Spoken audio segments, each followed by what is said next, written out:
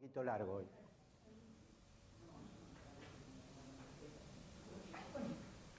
Bueno, el tema que vamos a ver hoy, como habrán visto en el apunte ese que tienen, vamos a hablar del uso de los árboles. Y en una segunda parte, un poco sobre arbolado urbano y lo que hay de reglamentación y ordenanzas al respecto. En cuanto al uso de árboles para un parque, para un jardín, la intención puede ser de dos tipos. Por un lado, en el caso del diseño nos interesa desde el punto de vista estético.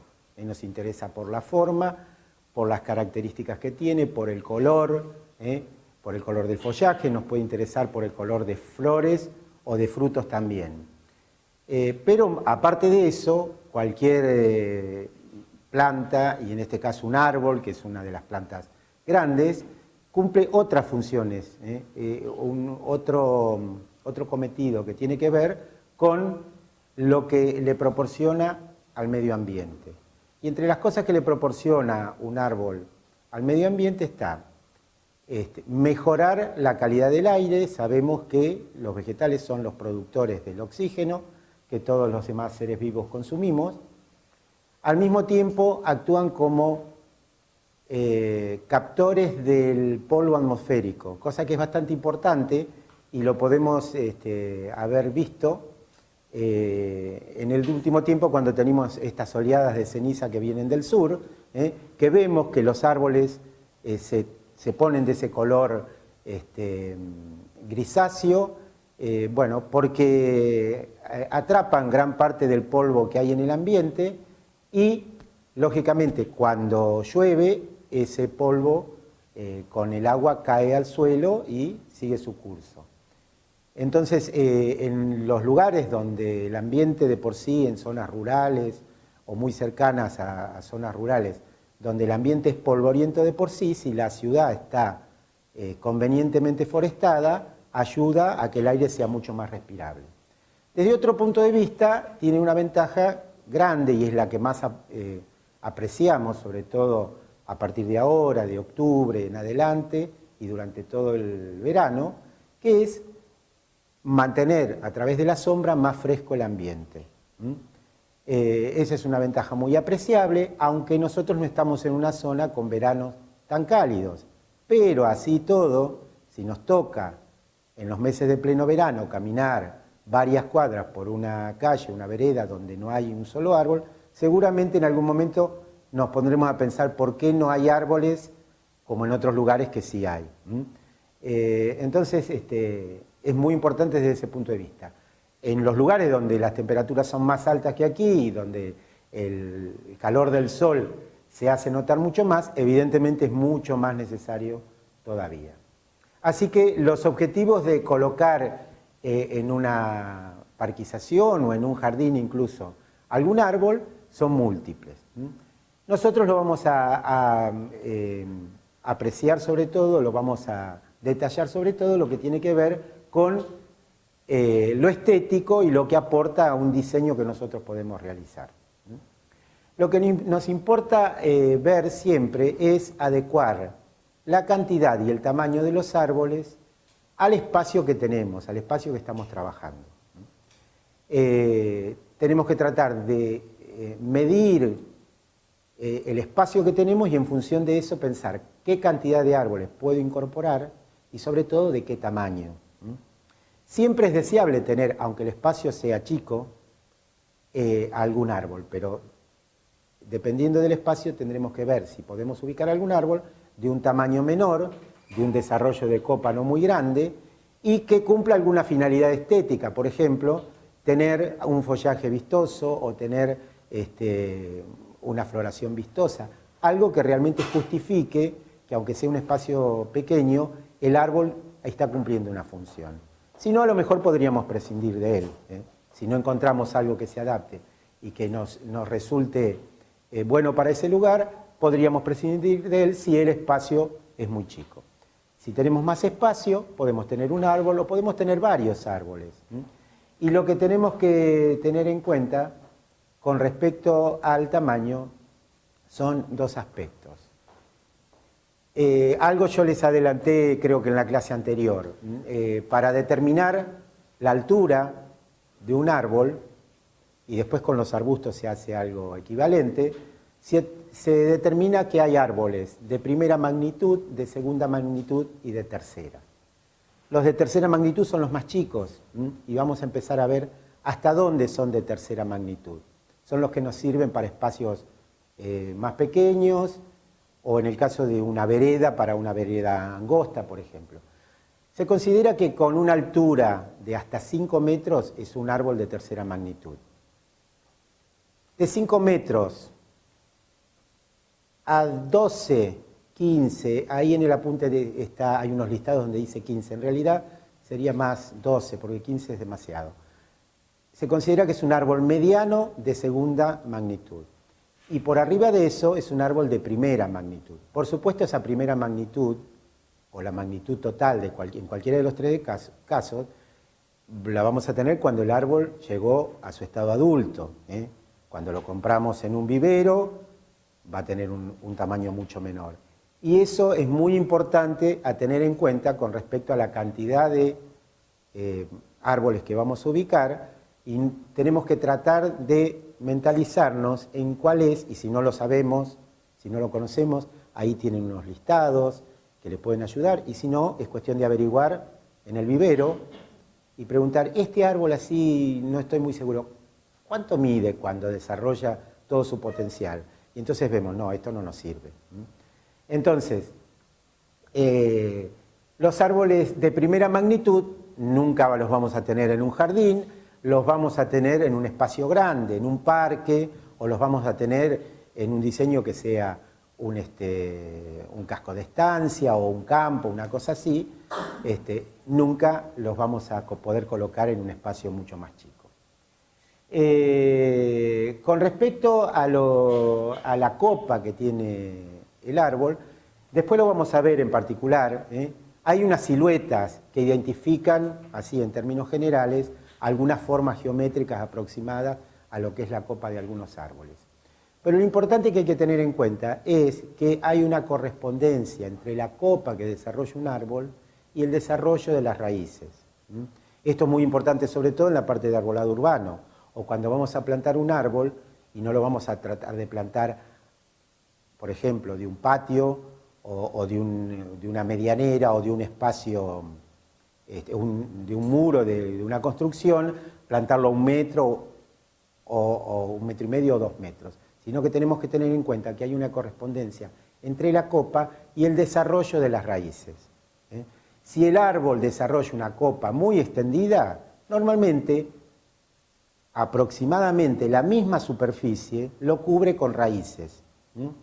¿Por qué? Porque son el sostén de toda esa copa. Hay que tener en cuenta el efecto del viento, y la naturaleza le da la posibilidad al árbol que desarrolle una superficie ocupada por raíces prácticamente similar a la que tiene de copa. Quiere decir que a un árbol grande corresponde un desarrollo de raíces grande. Entonces, si yo lo planto a 1 metro de un patio, seguramente cuando se desarrolle voy a tener problemas porque se va a empezar a levantar. Ese es el problema más común que ocurre en las veredas. Cuando plantamos un árbol muy grande, lógicamente el problema que podemos tener por el trabajo de las raíces con el paso del tiempo puede ser mayor. Entonces, tenemos que tener en cuenta ese tamaño aproximado. Con respecto a la forma, no tenemos una foto porque nos confundimos, pero ustedes lo tienen en la hoja 4.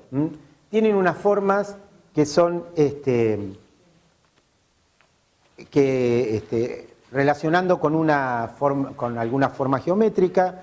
Entonces podemos tener una silueta de tipo elipsoidal, o sea, con un desarrollo más en alto que en ancho, o directamente columnar, que no son muchos los árboles que tienen un desarrollo de tipo columnar. El más común de todos, que a lo mejor lo conocen, es el ciprés, que se le llama ciprés de cementerio. Se le llama ciprés de cementerio como nombre común porque era muy común antes que en los cementerios se plantara mucho ese tipo de ciprés, ¿no? Que tiene un desarrollo en alto muy importante. que por otra parte es un tipo de silueta que para hacer una composición en diseño es muy, muy bueno para hacer una relación de contraste entre ese tipo de silueta y otro tipo de siluetas con otras formas más redondeadas o más bajas. Muchas veces también se utiliza para marcar ritmos en una medianera o en una fachada. Muchas veces hay fachadas y se ve que la persona que diseñó, o el muro medianero o la fachada, ha marcado un ritmo con ellos. Los colocan tantos metros en determinados lugares estratégicos donde hay muros o donde hay columnas, y eso es como que enfatizan, le dan como, lo utilizan como para dar escala a esa fachada. A veces los van a ver colocados en ese tipo de lugares. Bueno, después tenemos otras formas, como una forma circular o globosa, una forma esferoidal, donde la planta desarrolla más en ancho que en alto. Abajo tienen la forma típica triangular, que es la forma, por ejemplo, que tiene esta, que es un abeto. Es un abeto que es la típica conífera de árbol de Navidad, en el norte de Europa sobre todo, que tiene ese desarrollo con ramas desde la base. Un árbol que es bastante común ahora, que no es una conífera, que es el liquidámbar, si nosotros lo dejamos crecer sin podar, tiene esa misma silueta, una silueta triangular. Y estos árboles, que son los cedros, el cedro de Odara, que es de color verde, o el cedro azul, que sería también, si no se podan, tienen esa silueta típica. Y después la última silueta que hay aquí es la colgante o caediza, que no hay tantas plantas que tengan. Un ejemplo es el sauce llorón, que es un árbol muy bonito, muy agradable para colocar en cualquier diseño. El tema es que hay que tener en cuenta el espacio, porque es una planta que crece mucho y aparte tiene un gran poder de invasión de raíces, no es para un espacio limitado. Pero hay algunos arbolitos que se usan mucho, que tienen esa forma péndula típica. Hay uno que se llama sófora y hay otro que es la mora, que es una mora de la familia de las otras moras que dan frutos, pero que tienen esta forma típica con ramas que en vez de buscar hacia arriba buscan al revés, buscan hacia abajo. Entonces, y son árboles de mucho menor tamaño, que sí son bastante utilizados. Por supuesto, en base a esto hay formas intermedias y distintas posibilidades. Estos son algunos ejemplos. En la hoja siguiente tienen algunas siluetas típicas de algunas plantas que son bastante comunes. Por ejemplo, tienen la forma péndula, sauce llorón, morera péndula, sófora, el aguaribay. Esto es aguaribay, que es una planta autóctona de la Argentina, muy común en Córdoba, en la zona de sierras, y muy común también en la zona del litoral. Bueno, que aquí crece con alguna pequeña dificultad porque, como ven, el follaje en vez de estar verde tiene un color un poco rojizo. Eso es efecto del frío. Lógicamente ahora la brotación nueva va a empezar a ponerse más verde, y esto mismo, como tiene hoja permanente, va a volver a su color natural. Pero es un árbol que en la zona se puede plantar y también tiene esa forma característica. Bueno, y ahí tienen algunas siluetas con la correspondencia de algunas especies que son bastante conocidas. Volviendo a lo anterior, lo que tenemos que tener en cuenta con respecto a la forma es que cuando hablamos de estas siluetas, estas formas típicas de los árboles, por supuesto, se dan cuando el árbol está creciendo aislado, o sea, aislado quiere decir solo que crece, digamos, sin nada que lo condicione, que le quite luz, ni nada por el estilo. Cuando el árbol crece solo, crece con esta silueta típica. Si nosotros hacemos una cortina de árboles, como se dice comúnmente, o sea, una hilera de árboles continuados a una determinada distancia, cuando el objetivo es, por ejemplo, la protección del viento frío, o podría ser también la protección de vientos cálidos. Si yo hago una cortina, estoy integrando en una línea, en una hilera, varios árboles. Y lógicamente, cuando esos árboles, si yo pretendo hacer esa cortina, tienen que tocar su follaje uno al otro. Entonces, la silueta típica se pierde, y pasan a integrar una silueta de conjunto, lo que se denomina un macizo. Lo mismo pasa si yo pongo 3 árboles o 4 formando un círculo, un macizo conjunto. Esos 3 o 4 árboles van a integrar su silueta y van a formar ese macizo, y la forma va a ser la forma del conjunto, no la forma individual de cada uno.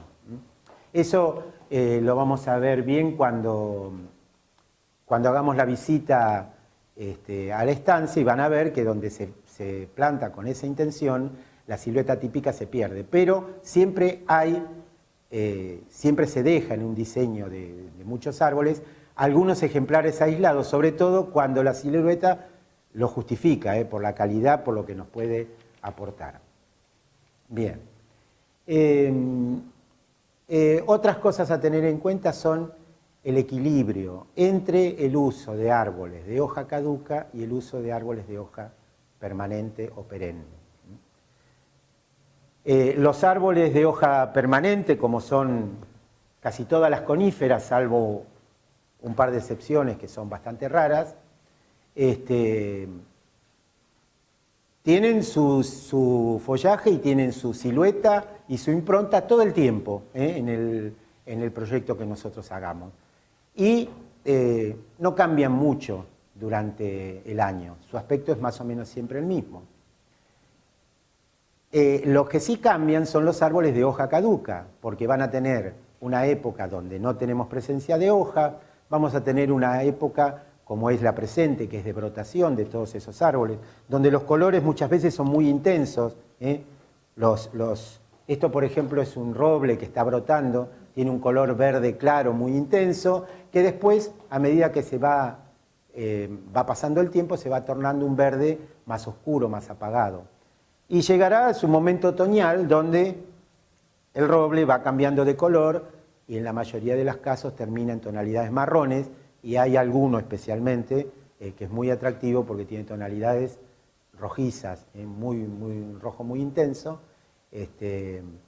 O sea, que digamos, el árbol que tiene hoja caduca va variando su aspecto durante todo el año, digamos, porque cuando no tiene hojas también tiene una silueta que está determinada por las ramas, y en algunos casos hasta puede ser valorable la corteza que tiene, la coloración de la corteza. Hay árboles que tienen cortezas grises, como el abedul, o como un árbol muy común que es el álamo plateado, que también tiene una corteza gris claro. Hay árboles como la lagestremia, que tiene colores marrones, colores canela, por eso también se le dice falso canelo.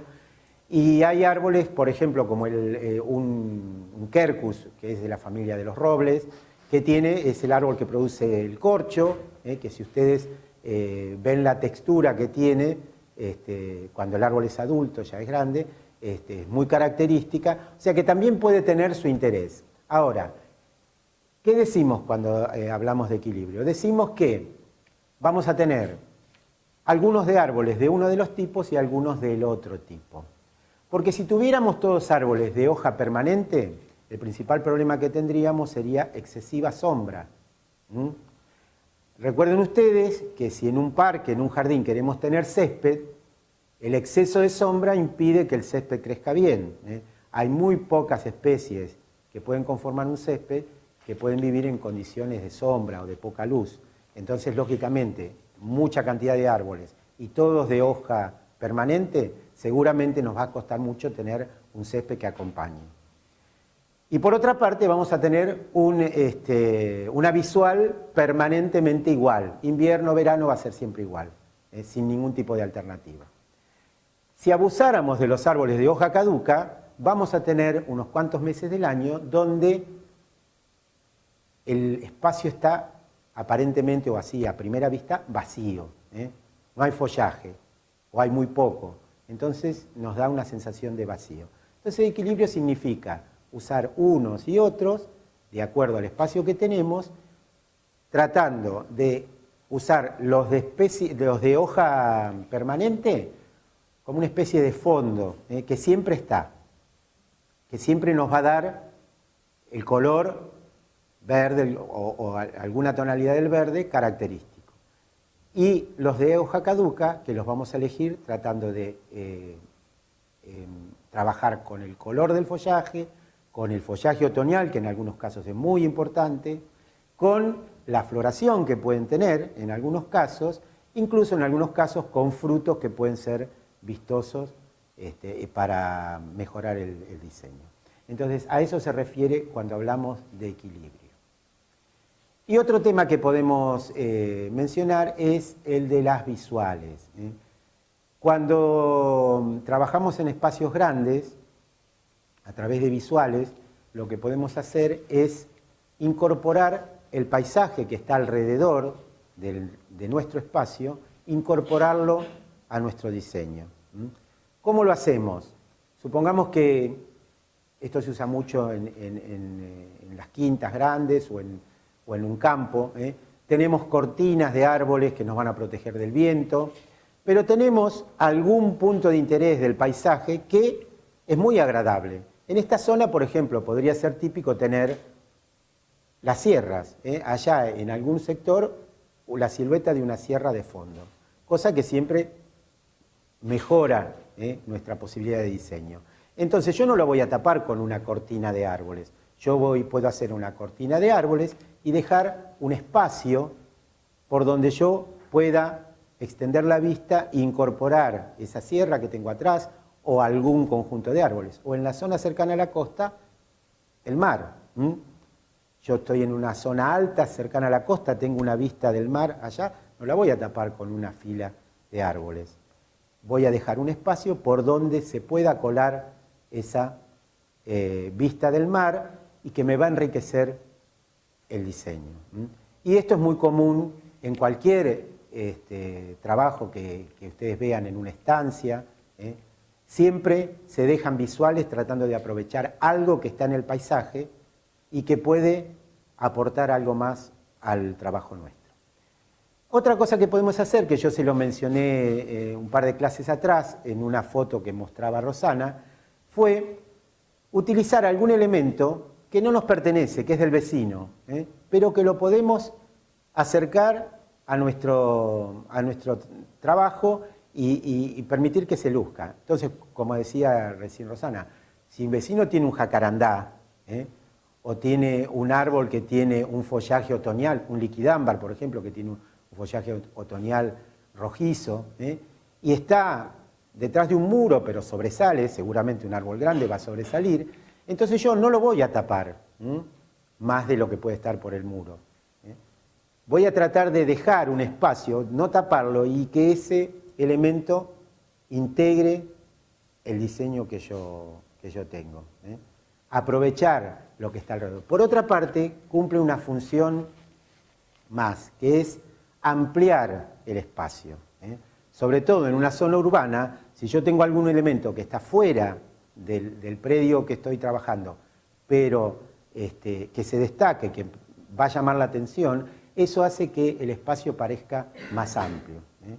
En algún momento también vimos una foto donde había unos dibujos donde mostraba un espacio que estaba todo alrededor cubierto con vegetación, y una casa en el medio.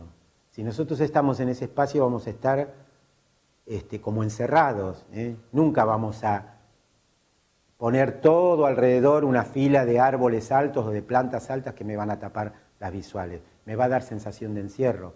Yo voy a hacer cortes, voy a poner grupos de árboles, pero voy a hacer cortes que permitan que la vista salga de ahí, que no me dé esa sensación de encierro. A eso se refiere lo de las visuales. Una cosita que te Sí. Normalmente cuando hacemos un proyecto de arquitectura, lo que ponemos es decimos, bueno, estoy en el estar, tengo la chimenea y hago un gran paño vidriado y esa es nuestra visual. En ese caso muchas veces nos requieren poner algo en el parque que llame la atención. Entonces lo primero que abordan es decir, bueno, ponemos un árbol. Ese árbol hay que pensarlo muy bien, porque en qué época yo me voy a sentar enfrente al hogar. Yo, pleno enero, quizás no esté sentada, estoy en invierno. Si yo pongo un árbol de hoja caduca, la visual que yo voy a lograr es nula. Entonces, es el vacío que hablamos antes. Piénsenlo bien. Muchas veces hay, por eso yo a veces le digo, no contraria lo que es la arquitectura con lo que es el paisajismo. Si el arquitecto quiso poner un paño vidriado al que yo quiera enfatizar las vistas hacia afuera, hacia algún punto, y no quiero poner una estatua, y no quiero poner un elemento determinado, quiero poner un material vegetal, un árbol puede ser un buen recurso si el espacio me lo permite. Pero jueguen con la utilidad del lugar. Si es un lugar que tiene una estufa, como les estoy diciendo, un lugar de reunión, es un lugar sobre todo que se va a usar en el invierno. Por supuesto que hay que darle también en primavera y en verano un detalle, pero lo principal que se va a ver es en invierno, ya estar adentro, y lo que dijo el arquitecto es poner todo el paño vidriado. Muchas veces ni siquiera se hacen paños con aberturas, o sea que es todo un solo paño para poder aprovechar la visual. Entonces, eso fue un recurso arquitectónico que se utilizó. Nosotros si le ponemos un árbol del otro lado, que en el invierno no va a tener hojas, es como regalárselo. O si ponemos alguno que no tiene hojas, poner alguno para contraponer atrás que sí las tenga, o que tenga, como dijo Alberto, una corteza interesante, porque por ahí viene el cliente y dice, me gusta determinado árbol. Bueno, nosotros tenemos que ir llevándolo para que tenga todas estas características. Si tengo un lugar que es más para usar en verano y está la piscina, eso está más alejado por los árboles cerca de la piscina, y me dicen, quiero poner una mesita para poner unas reposeras, unos banquitos de tronco en esas tardes de verano, pensar bien qué tipo de árboles voy a poner ahí con respecto al diseño. Yo qué requiero, sombra, ¿qué voy a hacer? No tiene que ser un árbol que nace desde abajo. Yo no voy a poder poner en mi lugar de estar. Entonces, todos esos puntos, una vez que uno va conociendo las especies, se va dando cuenta cuál tengo que utilizar para cada actividad. Ahora están muy de moda los abedules, hace un tiempo siguen estando. El abedul para ponerme abajo no. Entonces, pero es lo primero que ponen. Yo quiero poner ese abedul y abajo en un lugar de estar. Es como imposible, porque después la sombra me va a proyectar en determinado lado.